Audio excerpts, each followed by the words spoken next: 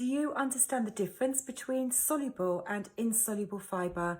Both are really important to keep your gut healthy, but for some people, insoluble fibre can be quite irritating and aggravate a gut wall that may be slightly inflamed.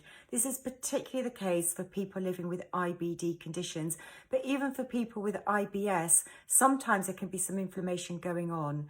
So you may need to be focusing more on the soluble types of fibre, which we can find in stewed apple, cooked in water with no sugar, things like avocados, apricots without the skins, mashed sweet potato without the skins, and maybe well-cooked oats, milled flax seeds. These can all be great sources of soluble fibre that aren't going to aggravate your gut, and they help to draw water into the stools and keep your stools soft.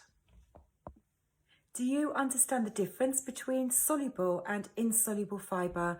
Both are really important to keep your gut healthy, but for some people, insoluble fibre can be quite irritating and aggravate a gut wall that may be slightly inflamed. This is particularly the case for people living with IBD conditions, but even for people with IBS, sometimes there can be some inflammation going on. So you may need to be focusing more on the soluble types of fibre, which we can find in stewed apple, cooked in water with no sugar, things like avocados,